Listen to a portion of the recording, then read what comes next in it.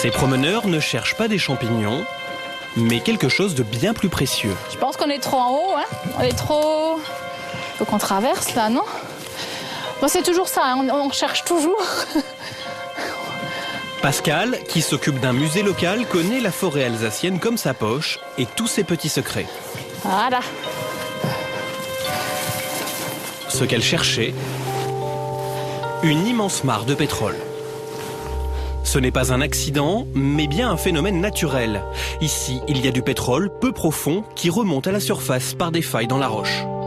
Alors le pétrole dans le secteur est quand même connu depuis longtemps. Nous, les sources écrites les plus anciennes, les mentions les plus anciennes, c'est le Moyen-Âge. Ce pétrole dans le secteur, on l'écope, on le racle pour en récupérer la graisse, hein, pour soigner toutes les plaies, les blessures, gerçures, eczéma, psoriasis, ce genre de choses. Aujourd'hui, le pétrole, on s'en sert plutôt comme carburant. À quelques kilomètres, au milieu des champs, Philippe Labatte a racheté un vieux puits abandonné. Il est aujourd'hui le plus petit producteur de pétrole en France. Le puits, c'est ce petit machin. Philippe, c'est un ancien de l'industrie pétrolière. Il a décidé un jour de s'acheter un puits, rien que pour lui. Il l'a trouvé ici, en Alsace. Ben là, vous avez le puits de pétrole lui-même. Alors vous voyez la tige qui monte et qui descend. Elle descend dans le puits de pétrole, qui est un puits qui a été creusé à un peu plus de 600 mètres de profondeur. De la technique, de la débrouille aussi. La pompe à balancier, il l'a récupérée alors qu'elle partait à la casse. Et ça, c'est increvable. Celle-là, elle a 50 ans, vous appuyez sur le bouton, elle démarre. Nous ne sommes qu'à quelques centaines de mètres des maisons, presque dans leur jardin. Philippe extrait ici une quinzaine de barils de pétrole chaque jour. Mais 15 barils, ça représente quoi? À lui tout seul, il alimente la France pendant 1 seconde tous les jours. C'est-à-dire que s'il y en avait 86 399 autres, on aurait besoin de personne. 1 seconde de la consommation française, c'est ridicule pour une grande compagnie pétrolière. Mais pour Philippe et Jean-Claude, son seul employé, c'est très rentable. Le baril me rapporte un tout petit peu moins de 60 €. 60 €, ça fait 30 € de profit avant impôt, quoi. Alors après, il y a 10 € pour l'État, 20 € pour les actionnaires. Tous les 15 jours, rien qu'avec ce camion, Philippe empoche 3 000 € de bénéfices, en plus de ses revenus d'ingénieur. La France produit aujourd'hui 1% du pétrole qu'elle consomme. Mais ça, tout le monde ne le sait pas. Ça serait 1% moins cher, ça serait mieux. Mais je pense que ça fonctionne plus, hein, il n'y a plus. Si, il y a encore du pétrole. C'est bien, moi je trouve que c'est bien. Parce qu'il faudrait peut-être exploiter un peu plus.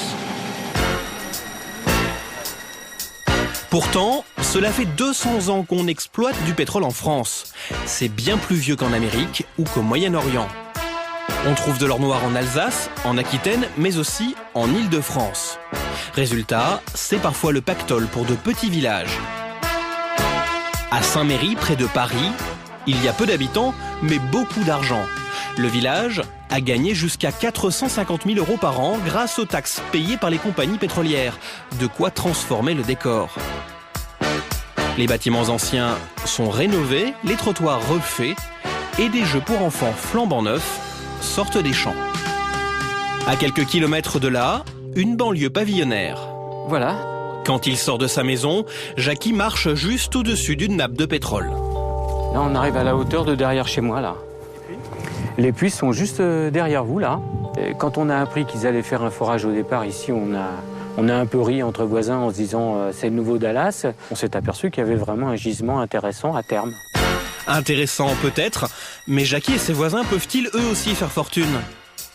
Un simple forage, ça coûte cher, très cher, jusqu'à 1 million €. Et ça demande beaucoup d'équipement. Il faut un permis délivré par l'État. Sans ça, on peut se faire taper sur les doigts. Il y a des volets qu'il faut prendre en compte, comme la protection de l'environnement, la sécurité. Bon, si vous voulez, c'est pas aussi simple. Il y a des sanctions qui sont prévues, des amendes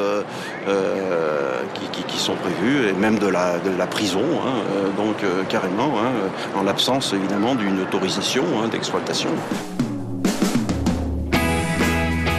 Pas de bol, devenir chercheur de pétrole, ce n'est donc pas à la portée de tout le monde.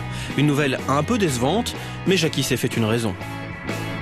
C'était un sujet comique de conversation, mais de là à passer à la réalité, non.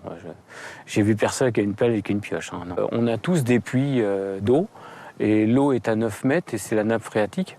Donc avant d'arriver au pétrole, il va falloir pas mal nager, je pense. C'est pas Dallas-sur-Essonne. Peut-être que malheureusement, c'est pas Dallas-sur-Essonne.